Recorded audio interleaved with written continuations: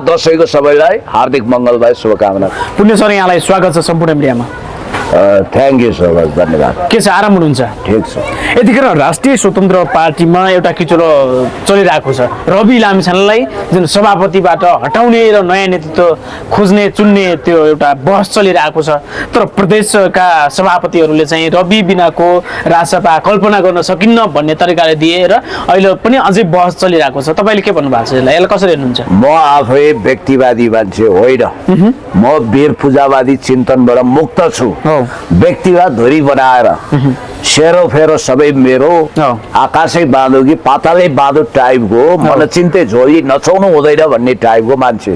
तर विशेष परिस्थितिमा विशेष व्यक्ति कहिलेकाहीँ संस्था बनिन्छ र उसको विशिष्ट भूमिका र उसको ग्लामर, उसको छवि र उसको करिस्मेटिक लिडरसिपमा त्यो पार्टीको इमेज कायम भएको हुन्छ भने स्वाभाविक रूपमा त्यो समयमा त्यो व्यक्तित्व निर्विकल्प बन्छ, त्यो संस्था बन्छ, अपरिहार्य आवश्यकता बन्छ। रवि लामिछाने भनेको रासपाको फाउन्डर सभापति मात्रै होइन, त्यो पार्टीको आइकन लेजेन्डरी पर्सन हो। ठिकै भने ती सभापतिहरू जसले स्पष्ट रूपमा भने कि अहिलेको समयमा भूतकाल भविष्य एकदमै भविष्यसम्म भनेको होइन, अहिले तत्कालको समयमा रवि लामिछाने बिनाको रासपा हामी परिकल्पना पनि गर्न सक्दैनौँ भनेर जो उनीहरूले एजेन्डा स्थापित गरे त्यो ठिक छ। अब भित्र जुन केन्द्रीय नेताहरूमा चाहिँ किन यो किचलो भयो त? रवि लामिछाने नसक्नु हेर्नुहोस् त, केही समय अगाडि मुकुल ढकाल निस्के, फेरि सुमना श्रेष्ठ भने त्यसरी नै निस्किन्। के भयो, किन यो किचलो भइरहेको छ? केन्द्रीय नेताहरूले त राजनीतिक रूपमा सेल्फिस हुन्, अवसरवादी हुन्, स्वार्थी हुन्। एक हिसाबले भन्नुपर्दा यसलाई साह्रै बैगुनी चरित्र पनि भन्न सकियो, जसको कारण उनीहरूको नाम रह्यो, दाम रह्यो, शौहरत रह्यो, इज्जत रह्यो। सुमना श्रेष्ठको अस्तित्व के थियो? राजसभा गठन अगाडि उनीलाई कसरी चिनेका थिए? उनी जस्ता हजार लाख मान्छेहरू थिए। एउटा सामान्य मान्छेलाई टिपेर असामान्य बनाइदिनु भयो, सांसद बनाइदिनु भयो, मन्त्री बनाइदिनु भयो, त्यो पनि समानुपातिकमा। तपाईँलाई थाहा छ आज त्यही रवि लामिछाने जसले उनलाई आशीर्वाद दिएर त्यो ठाउँमा पुर्याइदिए, तिनीले आज यो अवस्था ल्याएपछि के होला? मलाई सुमना श्रेष्ठको यो प्रवृत्ति सम्झिँदा लोककथाको एउटा पुनर्वशीको भव भन्ने एउटा कहावतको याद आयो। पुनर्वशीको भव भने के हो भने अलिकति ध्यान दिएर सुन्नुहोस्। पुनर्वशीको भव भने के भने एउटा ठ्याक्कै मुसा चिची चिची चिची गर्दै आएछ अनि तान्त्रिकलाई साह्रै माया लागेछ। बिरालोले लखटिरहेको थियो अनि तान्त्रिकले भनेछन् तिमीलाई म के बनाइदिउँ, साह्रै दया लाग्यो भनेपछि यो बिरालोले साह्रै दुःख दियो, मलाई बिरालो बनाइदिनु भनेपछि अचेता यसो तन्तर मन्तर गरेर फु गरेर फुकेको न्याउ गर्दै आयो। अब उल्टै पहिला आफू मुसो थियो, अब मुसा खोज्न हिँड्यो, बिरालो बन्यो नि त। अनि केही दिनपछि फेरि न्याउ न्याउ गर्दै आयो अनि तान्त्रिकले उसको त पशुवाक्य बुद्ध थिए तान्त्रिकले अनि सोधेछन् होइन हौ तिमीलाई मैले मुसोबाट बिरालो बनाइदिएँ तै पनि रुँदैछौ भनेपछि यो कुकुरले साह्रै दुःख दियो, मलाई कुकुर बनाइदिनु पर्यो भनेछन्। लो गरी खा भनेर स्वाट अक्षता फ्याँकेको अनि वाङ वाङ गर्दै अब बाहिर निस्कियो होइन।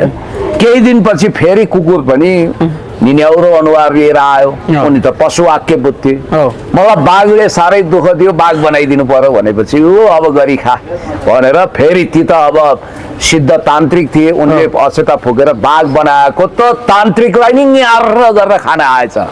बाघ जम्टिन आयो, बाघको चरित्र भने त मान्छेलाई एट्याक गर्ने हो।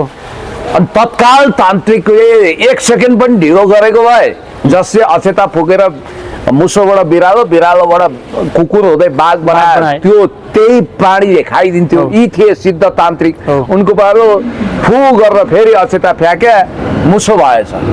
बाघबाट मुसो आइजी से हवलदार बनाइदिया भने जस्तो उता ढोकेर बसे एउटा बिरालो थियो, त्यसले कप्पै खाइदियो अनि चेचे चेचे गरेर रुन थालेछ बचाउ बचाउ भनेर। यी अब बचाउँछु मलाई नि खाना आएन भनेर तान्त्रिकले भनेछन्। भने जस्तै सुमना श्रेष्ठलाई पनि अक्षता फुकेर मुसोबाट बाघ बनाएको भने जस्तै रविजीको अक्षतामा रविजीको आशीर्वाद नै उनी हो के त सुमना श्रेष्ठ शिक्षा मन्त्री बाबा मलाई तपाईँ हेर्न सक्नुहुन्छ। म हिलोमा धुलोमा चटाइमा गुन्द्रीमा बसेर देश जनता विकास समृद्धिको पक्षमा अगाडि बढेको मान्छे। म यो गरिब दुखी रोगी असहायलाई 30औं लाख सहयोग गरेको छु। मेरो राजनीतिमा यत्रो अस्तित्व छ। म हर्क साम्पाङ बालेन शाह रवि लामिछाने भनेको सेल्फ मेड मान्छे। हामी आफैमा एउटा संस्था जस्तो बनिसक्यो। हामी मन्त्री प्रधानमन्त्री सबै पद चलाउन सक्छौँ। तर सुमना श्रेष्ठ भने त राष्ट्रपाको कारण बनेको चिनिएको जानेको बुझेको। राष्ट्रपा बिना उनी अधुरो छन् अपुरो छन्। मैले तपाईँलाई भनेकै थिएँ यिनी भनेको मुकुल ढकालको फिमेल भर्जन हुन्। केही फरक छैन। अहिले हेर्नु त रवि लामिछानेको बारेमा नाना नौरङका भए नभएका झुटा आरोपहरूको फेरिस्त उनले थुपार्न थालिन् र यिनीहरूले राष्ट्रपाभित्र हुडुको बच्चन खोजेका हुन्। त्यहाँ राष्ट्रपाभित्र केही मान्छेहरू छन् जो रविको पतनको खरानीमा आफ्नो महल बनाउन चाहन्छन्। रवि बिनाको राष्ट्रपा कल्पना गर्न सकिन्छ? यो के सकिँदैन। You can't imagine without Ravi Laमिछाने। तर किन केन्द्रीय नेताहरू चाहिँ किन यो किचुलोतिर घिचिघिची गरिरहेको छ नि रविलाई हटाउने पर्छ? हेर्नुहोस् त पार्टीलाई सङ्कट परिरहेको छ। अहिले जेनजीको आन्दोलन देशमा विध्वंसमा जुन अर्थतन्त्र पनि डामाडोल भएको अवस्था छ यतिखेरको समय। तर राष्ट्रसभाभित्र एउटै कुरा रविलाई जसरी पनि हटाउनै पर्यो। हेर्नुहोस् यो बतासे भावुकतामा बहकिने यिनीहरू टपर टुया हुन्। यिनीहरू वास्तवमा भन्ने हो भने लाल बुजक्कड हुन्। कवि शिरोमणि लेखनाथ पौडेलको एउटा कविता पंक्ति छ, छोटो बढेपछि भारी फुर्ती बढाउँछ, उर्रेको खहरे हेर कत्तिको गडगडाउँछ। यिनीहरू गडगडाएर आए र लियो टोल्स्टोयले वार एन्ड पिसमा भन्नुभएको छ, छोटो मिजाजको मान्छेलाई झट्टै विश्वास नगर। जुन रवि लामिछाने कारागारबाट जुन जेनजीको आन्दोलनले गर्दा जुन सुरक्षामा चुनौती बढेपछि जुन आएका थिए उनलाई विभिन्न आरोप पनि लगाइयो, जुन नक्कली कागज पनि थम्याइयो भन्ने कुरा पनि आएको थियो। तर यसमा स्पष्ट रूपमा राष्ट्रपाले भनेको छ रवि लामिछानेलाई चाहिँ हामीले सुरक्षा दिन सक्दैनौँ भने कारागारबाट बार फोन आएपछि र निकिता पौडेल लगायतका कार्यकर्ताहरू गएर लिएको भनेर चाहिँ राष्ट्रपाले हिजो जानकारी दिएको छ। यसलाई कसरी हेर्नु? यो विषयमा धेरै व्याख्या विश्लेषण गर्नै परेन। बकैदा रवि लामिछानेलाई तपाईँ कारागार खतरायुक्त भएको हुनाले खतरा मुक्त नभइन्जेल तपाईँ बाहिर रहनु पर्यो भनेर गृह प्रशासनबाट पत्र गएको छ। हुन त अहिले गृह सचिवबाट उहाँ हटाइनुभयो, गोकर्णमणि दुवाडी, उहाँको पत्र पुगेको छ। अब रवि लामिछानेले कहाँबाट गृह सचिवलाई फोन गरेर ल तपाईँको पत्र सक्कली कि नक्कली भनेर सोध्नु। अब सक्कली नक्कली भन्ने कुरा आएन। हुलचालमा अब मान्छे हडबडिएको बेला पत्र लेख्दा केही बेहोराहरू तलमाथि हुन सक्छ। तर रवि लामिछानेले कम्प्युटरबाट प्रिन्ट गरेर रविका मान्छेहरूले नक्कली पत्र लिएर गृह सचिवको नक्कली हस्ताक्षर भएको पत्र लगेर जालजेल पूर्ण तरिकाले रवि लामिछानेलाई छुटाएको। यो विषयमा जुन कारागार जुन त्यसमा दुईटा कुरा छ। त्यसमा दुईटा कुरा हुन सक्छ। एउटा जसले रवि लामिछानेलाई विवादमा तान्न चाहन्छन्, जसले रवि लामिछानेलाई फसाउन चाहन्छन्, ती मान्छेको साजिस पनि हुन सक्ने हो। रविजीलाई त थाहा छैन। जस्तो कि म तपाईँलाई भन्छु, केही मान्छेहरू जेनजी मोमेन्टको दुरुपयोग गरेर रविजी बसेको जेलमा वितण्डा मचाउन गए ती राष्ट्रपाकै मान्छे थिए कतिपय भन्ने कुरो पनि आएको छ। कतिले भन्नुहुन्छ मणि झाले त आगो झोस्नसम्म त्यहाँको आगो लाउनसम्म जुन उत्साहपूर्वक तरिकाले दिए अभिव्यक्ति दिए पनि भन्ने गरिरहेछन्। तर उनी आफैले हिजो चाहिँ अभिव्यक्ति दिए कि मैले त्यो आगो लगाऊ झोस भनेर त्यो उत्साह गरेको होइन कि नगर यो काम नगर भनेर चाहिँ गरेको। तर 3 सेकेन्डको आफ्नो भिडियो देखाएर अरूको भिडियो लगाएको झोसेर चाहिँ मलाई मेरो बदनाम गर्न खोजियो भन्ने कुरा जुन एक्सप्रेस गर्न दिएका छन्। तोशिबा कार्की BICC अगाडि उभिएर आगो झोस्ने कुरालाई प्रमोट गरेको भन्ने विवाद अथवा मनिष शाहको नक्कु कारागार अगाडि गएर आगो झोस्न प्रेरित गरेको भन्ने कुरा छ। अब यो एउटा कुरा अचम्म के छ भने पार्टीभित्र मेरा पनि कतिपय राष्ट्रपाभित्र फ्यानहरू होलान्, शुभचिन्तक होलान्, मित्र होलान्, हितैषी होलान्। त्यहाँभित्रको कोर सूचना मलाई पनि प्राप्त होला। किनभने रवि लामिछाने भनेको त मेरो आमाको मावली हो, मेरो आमाको मामाको छोरा, मेरो रगतको नाता छ। योभन्दा अगाडि पनि मलाई सांसद उठ्न भन्नुभएको थियो। मैले रविजीको प्रस्ताव मानेको भए त्यही बेला म सांसद मन्त्री हुन्थे। तर म मेरो सिद्धान्त विचारमा चट्टानी अडान राखेर नेकपा एमालेमा कायम रहेँ।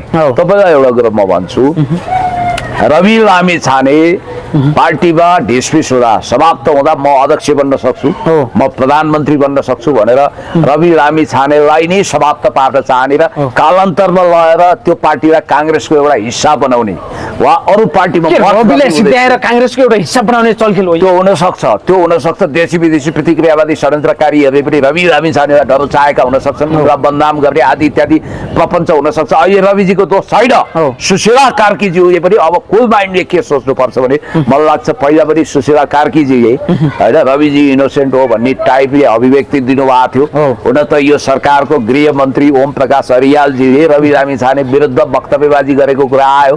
त्यो पुरानो भिडियो अहिले सान्दर्भिक छ कि छैन भन्ने हो। मैले पाएको सूचनासम्म रवि लामिछानेलाई कुनै कानुनी प्रबन्ध मिलाएर छिटोभन्दा छिटो रिहाई गर्ने, फास्ट ट्र्याकबाट रिहाई गर्ने एउटा केही व्यवस्थापन हुन सक्छ। म चाहन्छु अब हुन त चुनाव होला नहोला बेग्लै कुरो, रवि लामिछानेको अहिले चिन्ता छटपट्टि र सरकार केमा छ भने फागुनमा केही कदम चुनाव भयो भने रविजी त्यतिन्जेलसम्म थुनामुक्त हुने सम्भावना कम हुन्छ कि भन्ने उहाँको चिन्ता छ।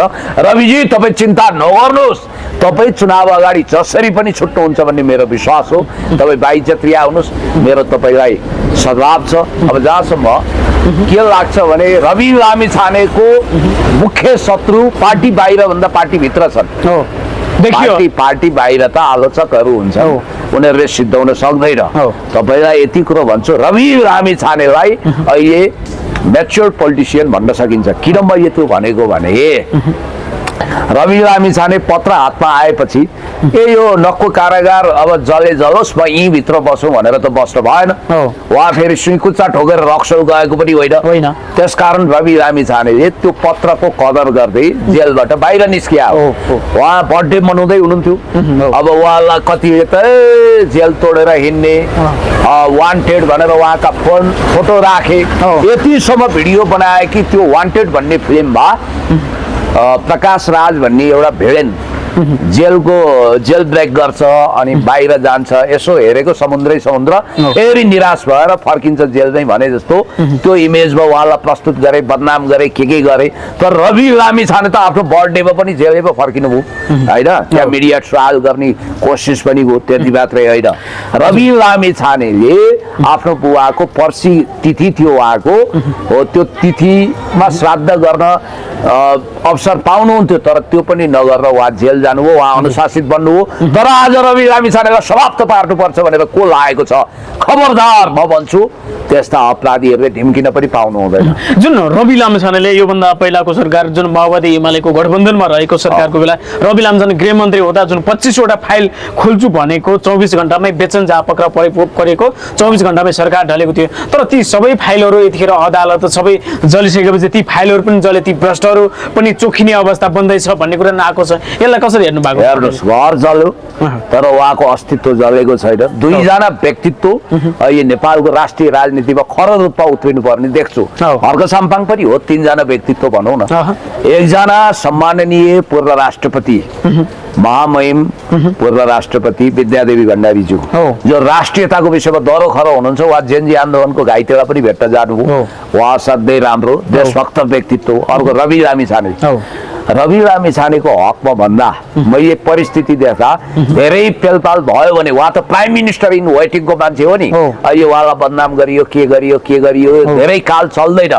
रवि लामिछानेले सहकारी खोलेर आफै पैसा ठगेको त होइन, गोर्खा मिडिया प्रालीको उहाँ सञ्चालक हुनुहुन्थ्यो, एमडी हुनुहुन्थ्यो, त्यो हैसियतमा उहाँले चेक काटेको, तलब खानुभयो उहाँले गोर्खा मिडिया प्रालीबाट, उहाँले सहकारीबाट तलब खाएको हो। र आज रवि लामिछानेलाई राजनीतिक पूर्वाग्रह राखेर हिजो जुन ढङ्गले ठाउँ ठाउँमा मुद्दा दर्ता गरियो, घुमाइयो, दुःख दिइयो, अहिले पनि जेलमा उहाँलाई अननेसेसरी टर्चर छ। उहाँलाई भनिन्छ तपाईँको फाइलहरू जम्मै जले, अब अझ मुद्दा लम्बिन्छ भनेर उहाँलाई त हेर्नुहोस् मर्नु न बाटो बनाएछन्। यस्तो बेलामा उहाँको पीडाको घाउमा नुनचुक छर्किने को थियो? पार्टीभित्र यो खालको चलखेल हुनुहुन्छ। रवि लामिछाने भनेको जेलमै रहेर पनि त्यो पार्टीको सुप्रिमो हुन लायक हुनुहुन्छ र उहाँ बिनाको रासपा भने त्यो एउटा क्लब जस्तो हुन्छ, त्यो विघटन हुन्छ। त्यसकारण मूर्खतापूर्ण तरिकाले रवि लामिछानेलाई माइनस गरेर रासपा चलाउँ भन्नु र बिरबलको खिचडी पकाउनु एकै हो। रवि लामिछाने त्यो पार्टीको ब्याकबोन हो, खम्बा हो। रवि लामिछाने हटाउनु पर्छ भन्नेहरूलाई तपाईँको केही सल्लाह सुझाव केही छ? ती मूर्खहरू हुन्, म त्यो पार्टीमा छैन, तर मैले यति भन्छु होइन, तपाईँ एउटा स्वतन्त्र निष्पक्ष तरिकाले ढङ्गले हिँड्दै गर्दा एउटा शुभचिन्तक भएको रवि, तपाईँले रविको विकल्प दिन रवि लामिछाने जस्तै जोरदार वक्ता हुनु पर्यो, रवि लामिछानेको जस्तो राजनीति बुझ्न सक्ने प्रत्युत्पन्नमती प्रेजेन्स अफ माइन्ड हुनु पर्यो, रवि लामिछानेको जस्तो मोबिलिटी हुनु पर्यो, रवि लामिछानेको जस्तो करिस्मेटिक लिडर र पपुलारिटी हुनु पर्यो होइन। रवि लामिछानेले त इभन हर्क साम्पाङसँग मिलेर अगाडि बढ्ने लक्षण ल्याइरहनु भएको छ। तपाईँ चिन्ता नगर्नुहोस्, जेल त जो पनि पर्न सक्छ, तर निकट भविष्यमा उहाँ जेलबाट छुटेर देश जनता विकास समृद्धिको पक्षमा यदि अगाडि बढ्नुहुन्छ भने 1000 माइलको यात्रा तय गर्नुहुन्छ भने उहाँलाई शुभकामना छ। दसैँको म चाँडै भेट्न पनि जाँदैछु उहाँलाई। हजुर, जुन अब यतिखेर जेनजीको आन्दोलनले जुन सत्ता ढलेपछि यतिखेर नयाँ सत्ता समीकरण भने यो अन्तरिम सरकार गठन भएको छ। अन्तरिम सरकारमा पूर्व प्रधान न्यायाधीश सुशीला कार्कीको नेतृत्वमा जुन मन्त्री परिषद गठन भएको छ, यी मन्त्री परिषदहरू जुन मन्त्रीमण्डलमा आएका छन्, यी नयाँ जुन यिनीहरूलाई कसरी हेर्नु भएको छ? यो नयाँ मन्त्रीमण्डलमा जगदीश खरेल, कुलमान घिसिङ, रामेश्वर खनाल लगायतका व्यक्तिहरू देखा परेका छन्, यिनीहरूलाई कसरी हेर्नु भएको छ? कतिले भन्दैछन् अब यिनीहरू सब विदेशी एजेन्ट हुन्, आइएनजिओ एनजिओबाट सब परिचालित हुन् भन्ने तरिकाले नै बदनाम गरिएको छ। तपाईँले आफूले कसरी चिन्नुहुन्छ, कसरी हेर्नु भएको छ? यस्तो हो भाइ, हामीले वास्तवमा म पार्टीमै भए पनि लोकतन्त्र भनेको जनताको खाना नाना साना सहितको घाँस बास कपास सहितको आर्थिक स्वतन्त्रता सहितको प्रणाली हो, उदार हुनुपर्छ, समाजवादी हुनुपर्छ भन्ने चिन्तन राखेर दलतन्त्र होइन लोकतन्त्र चाहियो भनेर सङ्घर्ष गर्ने मान्छे म। त्यो दौरानमा म कैयौँचोटि हिरासत पनि पुगेको छु, तपाईँलाई थाहा छ। लोकतन्त्रलाई दलतन्त्र बनाऊ भनेको अहिले फेरि दलतन्त्रको खिलाफमा जेनजीको मोमेन्ट आयो, उनीहरूले लोकतन्त्र चाहेका थिए, फेरि एनजिओ तन्त्र हाबी हो भन्नेहरूको कमी छैन। तपाईँलाई एउटा कुरा भन्छु, मर्निङ सोच डे भने जस्तो हुने बिरुवाको चिल्लोपात नहुने बिरुवाको खस्रोपात भने जस्तो प्रारम्भिक लक्षण हेरेर हामीले भविष्यवाणी गर्ने हो। अहिले यसो हेर्दा सुशासनको मामिलामा सुशीला कार्कीको गभर्मेन्टले केही पपुलिस्ट काम गर्न खोजे जस्तो देखिन्छ, जस्तो खर्च कटौती गर्ने, कर्मचारी कटौती गर्ने, राज्य अहिले जर्जर भएको छ। सचिव लगायतका भत्ताको हुन्छ नि, तर यही आडमा राष्ट्र भनेको त तपाईँको शरीर हो, जिउ रहे घिउ खाइन्छ। अनि चुच्चे नक्सा कालापानी लिम्पियाद्वारा समेटिएको महान नक्सा कार्यालयबाट अफिसबाट हटाउने, एनजिओ को बाक्ले चलखेल गराउने, अनि त्यसपछि तपाईँको विदेशीहरूको परेड ग्राउन्ड बनाउन खोज्ने, फ्री तिब्बत मोमेन्टलाई पुट दिने। हिजो तपाईँले दुर्गा प्रसाईको हेर्नु होला, तपाईले जानुभएको थियो। खुद दुर्गा प्रसाई भनेको साधारण मान्छे, उनको सूचनाको त्यति पहुँच छैन। विद्वानहरूले उनलाई केही रिपोर्टहरू पठाइदिए, रिपोर्टहरू पढेर सबैलाई चाहिँ अहिले रहेका मन्त्री मण्डलमा रहेका सबै व्यक्तिले विदेशी एजेन्टको त्यो त उनी वास्तवमा पहिला त यो सरकारलाई शुभकामना दिए, प्रशंसा गरे, उनका पनि अनेक बहुरूपिया चरित्र छ। बिचरा दुर्गा प्रसाईले त्यत्रो लेभलको इन्फर्मेसन प्राप्त गर्न सक्दैनन्। त्यो गहन रूपमा अध्ययन गर्ने बौद्धिक विद्वानहरूको टोलीले उनलाई जुन कागज थम्ब्याइदिए, उनीहरू त्यो कुरा मासमा ल्याउन सक्दैन थिए। दुर्गा प्रसाईको मुखबाट ल्याइदिए।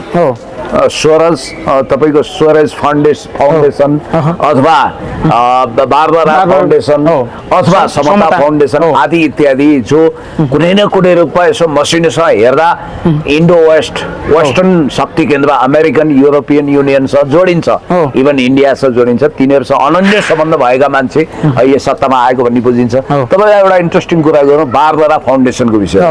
बारबारा एडम्स भन्ने एकजना महिला हुनुहुन्थ्यो, उहाँ चाहिँ त्रिभुवनको बुहारी त के भनौँ, याइते भनौँ न, अब घोषित बुहारी होइन, वसुन्धराको श्रीमती भनिन्थ्यो।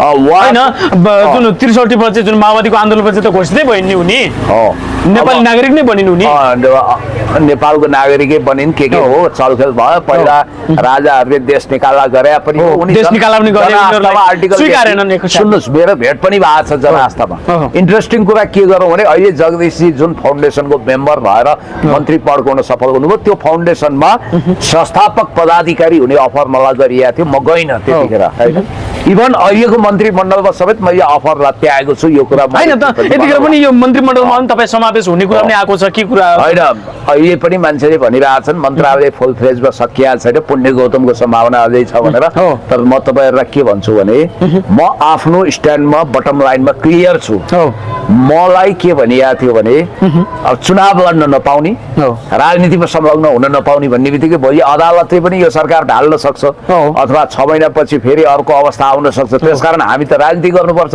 चुनाव लड्नुपर्छ भन्ने उद्देश्यका साथ म ब्याक हट्याउ मलाई मन्त्री बन्न समस्या थिएन मैले इजिली बन्न सक्थे मलाई जसले अफर म तपाईँलाई के भन्छु भने उहाँले के भन्नु भने तपाईँ त गरिब दुखी रोगी असहायको लागि भगवान सरह हुनुहुन्छ 30 लाख मद्दत गर्नु भएको छ भोलि तपाईँ प्रधानमन्त्री हुने हैसियतको मान्छे अहिले मन्त्री भएर करियर बनाउनुहोस् भन्ने कुरा आएको थियो मैले अब त्यो शर्त मान्न सकिनँ अब मेरो शर्त यदि उहाँहरूले मान्नुहुन्छ भने सोच्न सकिन्छ मेरो शर्त भनेको राष्ट्रिय सार्वभौमसत्तालाई जिउका तिउ बनाउनु पर्छ भौगोलिक अखण्डता र स्वतन्त्रतालाई अक्षुण्ण राख्नुपर्छ भन्ने हो अब यो बारबरा एडम्सको कुरा गर्दै थिएँ त्यो संस्थाको संस्थापक फाउन्डर मेम्बर हुनुभएछ उहाँ म चाहिँ संस्थापक पदाधिकारी बन्ने चान्स हाँसी अस्वीकार गरेको मान्छे त्यतिखेर 2009-10 तिर बारबरा एडम्ससँग मेरो दुईचोटि भेट पनि भएको थियो तपाईँलाई एउटा अर्को इन्ट्रेस्टिङ कुरा के गरौँ भने अब जस्तो मन्त्रीहरूकै विषयमा जाउँ जगदीश खरेलजी अहिले अब तपाईँहरूको यो विभागीय मन्त्रालय पनि सञ्चार मन्त्रीको रूपमा आउनु भएको छ उहाँ चाहिँ अब एक हिसाबले मेरो भाइ पनि हो सञ्चार मन्त्रीको रूपमा नै आउनु भएको छ अब 6 महिनाभित्र नेपालका जुन 7 प्रदेशका जुन मुख्य सहरमा निशुल्क रूपमा वाइफाई पनि चल्ने पनि आदेश दिएको छ के हो यसलाई कसरी हेर्नु भएको छ अब हिजो दुर्गा प्रसादले उनलाई नेपालको सूचना बाहिर जाने एमसीसी को प्रवक्ता आदि इत्यादि भने उनले त कुलमान घिसिङलाई समेत छोडेन म भन्दै छु अनि त्यसपछि अब अनेक तरहले बदनाम पनि गरे र यता बारबरा फाउन्डेसनको मेम्बर भनेर एक्सपोज पनि गरे यो अलरेडी आइसकेको कुरा हो देशमा यत्रा दिग्गज पत्रकार हुँदा पनि सञ्चार मन्त्रालय चलाउन सक्ने खुबी भएका मान्छे हुँदाहुँदै किन त जगदीश खरेल भन्ने कुरा आउन सक्छ अब यसका रहस्यका पाटो पछि खुल्दै जालान् यो सरकारको पपुलिजमको आडमा मन्त्रीहरूको पपुलिजमको आडमा राष्ट्रघाती प्रपञ्च नगरोस् भनेर नागरिकहरूले खबरदारी गरेका छन् यो पक्कै हो किनभने यहाँ DFID USAID आदि इत्यादिको फन्डिङ हुन सक्छ र तपाईलाई भन्नु हामी नेपाल भन्ने संस्थालाई त बारबरा फाउन्डेसनले सिधै फन्डिङ गरेर रहेछ करोडौं रुपैयाँ र यो प्रीतिबद्ध मोभमेन्ट नेपाल एक चीन नीतिको पक्षमा छ प्रीतिबद्ध मोभमेन्ट चलाउन अझ दुर्गा प्रसादले त 25 कि 35,000 टिबेटियनहरुलाई नागरिकता दिन सुशीला कार्कीलाई अमेरिकनहरुले डिक्टेट गरे भन्ने कुरा गरे अब त्यो तहसम्म के हो मलाई थाहा छैन त्यो मसिनो सूचना म छैन तपाईलाई यति कुरा भनौ कि राष्ट्रियता जुनसुकै बेला खतरामा पर्न सक्छ जस्तो कुलमानजीलाई पनि एमसीए बोर्डको मेम्बर हो एमसीसी युनि भने के भने कुलमानजीलाई म दुधले धोएको एकदम स्वच्छ भन्दिन उहाँको विषयमा पनि मुद्दा थियो तर कुलमानजीको क्वालिटी के भने उहाँले उज्यालो नेपालको सपना साकार बनाउनु उहाँको म्यानेजरियल स्किल राम्रो छ अब हितेन्द्रजीको सवालपछि हितेन्द्रजी लगभग कोमामा हुनुहुन्थ्यो घाइते हुनुहुन्थ्यो घर जल्यो गाडी जल्यो डेडिकेटेड फिडर र ट्रङ्क लाइनबाट पैसा उठाउँछु भनेको थियो पहिलाको मन्त्री दीपक खड्काको कारण उनी विवश थिए काम गर्न सकेनन् लोड सेडिङ त हिजो पनि भयो अस्ति पनि भयो नि त लोड सेडिङ त फाटोफुटो भइरहेछ त्यसैले शत्रुलाई पनि गोली लागेको बेला घाइते भएको बेला पहिला उपचार गरिन्छ पछि उसँग हिसाब किताब हुन्छ भने जस्तै अब अहिले घाइते अवस्थाका हितेन्द्र देवजीलाई त्यसरी गर्नुहुन्थ्यो भन्ने पनि छन् अब जहाँसम्म अरू मन्त्रीको कुरा गरौँ अनिल कुमार सिन्हाजी भनेको पहिला कर्पोरेट लयर हो 80 सालमा उहाँ रिटायर हुनुभयो अब उहाँको पनि विभिन्न राष्ट्रिय अन्तर्राष्ट्रिय पहुँच भएको भन्ने बुझिन्छ अब हाम्रो अरू मन्त्री अब ओम प्रकाशजीको कुरा धेरै आइसकेका छ होइन जुरी नेपाल भन्नेमा कहाँबाट लगानी आउँथ्यो के आउँथ्यो वा कस्तो मान्छे हो भन्ने कुरो भलिभाति सबैलाई थाहा छ होइन बालेनजीको उहाँ सल्लाहकार हो कि उहाँ चाहिँ बालेनजीको सल्लाहकार यो सबैलाई थाहा छ सुशीला कार्कीसँग आज भर्खर बिहान बालेनजीको भेट 2 घण्टा कुरा भयो भन्ने कुरो पनि आएको छ कुरा के होस् भने देश र जनताको हितमा कुरा होस् समृद्धिको पक्षमा कुरा होस् हामी यही चाहन्छौँ र अब जुन 23 र 24 गते जुन विध्वंसात्मक तरिकाले जुन आन्दोलन भयो जेएनजीको आन्दोलन जुन 23 गते युवाहरू गोली ठोकेर मारियो तर 24 गते जुन महाराजगञ्जमा प्रहरी मार्नेलाई चाहिँ पक्राउ गरिसक्यो तर ती युवा मार्नेलाई ती जेएनजी मार्नेलाई चाहिँ के पक्राउ गर्दैन यो सरकारले होइन प्रहरी मार्नेलाई पक्राउ गर्यो तर जेएनजी मार्नेलाई अपराधी चाहे राज्य पक्षबाट अपराध गर्ने होस् या नागरिकको भिडमा मिसिएको अपराधी होस् अपराधी भने अपराधी कसैको दाइ हुँदैन भाइ हुँदैन दिदी हुँदैन बहिनी हुँदैन अपराधीको कुनै भाषा हुँदैन भेष हुँदैन देश हुँदैन अपराधी भनेको अपराधी हो आकाश पाताल धुई पाताल यत्र तत्र सर्वत्र 3 त्रिलोक 14 भुवनबाट समातेर भने पनि अपराधीलाई कडाभन्दा कडा कारबाही गर्नुपर्छ भन्ने मान्यता हामीले राखेका छौँ 2 जना पक्राउ गरेछ त्यो पक्राउ गरे अब के त जुन 23 गते जुन आन्दोलनमा जुन प्रधानमन्त्री गृहमन्त्री सिडिओलाई पक्राउ गर्नु पर्यो भनेर चौथर्पी माग छ चौथर्पी तर किन सरकार चुप छ मौन छ यस्तो त्यो सिस्टमेटिक ढङ्गले जान्छ अहिले गौरी बहादुर कार्कीज्यू माननीय पूर्व न्यायाधीशज्यू उहाँको नेतृत्व मेरो चिन्जानकै पूर्व एआइजी विज्ञानराज शर्माजी सहितको एउटा आयोग बनेको छ त्यो आयोगले मसिनोसँग अध्ययन गर्छ आदेश दिने को थिए गोली हान्ने को थिए अब केपी शर्मा ओलीज्यूले भने जस्तो त्यो सडकमा प्रहरीले गोली चलाएको छैन त्यसरी केपी ओलीजीले त भन्नुभयो प्रहरीसँग नभएको गोली चाहिँ त्यहाँ चलेको छ भनेर उहाँले भनिरहनु भएको छ त्यो विषयमा पनि अध्ययन होला यदि घुसपैठ गरेको छ भने त्यो ब्ल्याक कमान्डो पनि हामीले देखेका छौँ अनुहार छपेको त्यो सबमाथि अनुसन्धान हुन्छ त्यो अनुहार छपेकोलाई त जेएनजीले हाम्रै टिम हो भनिसक्छ अहिले सुदन गुरुङले भनेको छ सुदन गुरुङ आफैमा जेएनजी होइनन् यी कहाँबाट आए किन यत्रो प्रभावशाली बने कर्पोरेट मिडियाले उनलाई किन यत्रो महत्त्व दिएको छ म बुझ्दिनँ अब कोही फेरि सुदन गुरुङसँग कुम जोडेर अबको कार्यकारी प्रधानमन्त्री मै हुँ भनेर घोषणा गर्छन् कोही के छ सुदन गुरुङ लगायत नयाँ जेएनजीको टिमले नयाँ पार्टी खोलेर जाने कुरा पनि आएको छ अब बालन शाहले के कस्तो खालको पार्टी खोल्लान् कसरी अगाडि बढ्लान् अब बालन शाहले तत्काल पार्टी खोलेर जालान् जस्तो मलाई लाग्दैन उनले ट्रायल गरिरहेछन् सुदन गुरुङको हकमा भन्दा सुदन गुरुङ जेएनजी नै होइन उहाँले कसरी पार्टी खोल्न सक्नुहुन्छ त्यसकारण म ठोकुवाका साथ भन्छु सुदन गुरुङसँग होसियार हुनुपर्छ उनलाई बढी महत्त्व दिएको छ उनी एनजिओ का मान्छे हुन् उनको संस्थालाई रहस्यमय छ त्यसले फ्री तिब्बत मुभमेन्टमा मलजल गरेको छ हामी तिब्बती सरकारको दलाइ लामाको स्वागत लिने सरकार दलाइ लामाले पनि जुन शुभकामना दिए भन्ने कुरा पनि आएको शुभकामना र स्वागत गरेका छन् यो सरकारलाई त्यो आपत्तिजनक छ भनेर अन्तर्राष्ट्रिय विज्ञहरूले भनिरहेका छन् अब यो सुदन गुरुङ भन्ने मान्छेलाई अननेसेसरी किन महत्त्व दिए एउटा बेडरुम उनको लागि सिंहदरबार एउटा बालघाटारमा बनाए भइगयो भन्नेहरू पनि छन् अब जहाँसम्म मलाई लाग्छ हेर्नुहोस् यो जुन ढङ्गको अहिलेको चलखेल छ अन्तर्राष्ट्रिय चलखेल त्यो चाहिँ अलिकति विचार गर्नुपर्छ उता हाम्रो महावीर पुन्जीको कुरा अर्कै छ अब उहाँलाई पहिलो दिन जब मन्त्रीमा शपथ लिनुभयो सोधियो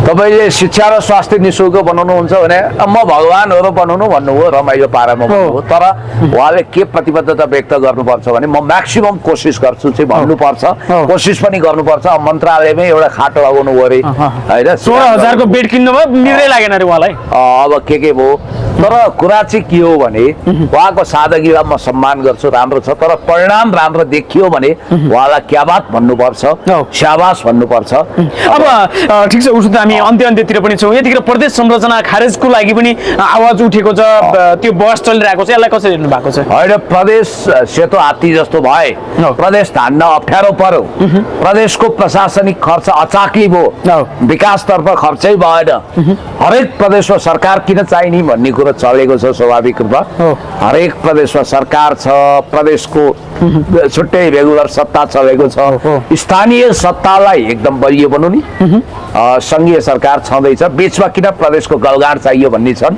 अब यो बिस्तारै नेपालले रिथिङ्क गरून् नेपाल समृद्ध बन्नुपर्छ विकसित बन्नुपर्छ जस्तो प्रदेशको फेडरल स्टेटको दुईटा कुरा हो होल्डिङ टुगेदर हो कि के हो भन्ने कुरो महत्त्वपूर्ण हुन्छ नेपाल जस्तो सानो देशमा हो। होइन विकास क्षेत्रको कन्सेप्ट नै राम्रो थियो हो। बिस्तारै यसमा पुनर्विचार होस् हुन्छ सर समय संवादको लागि यहाँलाई धेरै धेरै धन्यवाद ल धेरै धेरै धन्यवाद दसैँको सबैलाई हार्दिक मङ्गलमय शुभकामना थ्याङ्क यू हस्।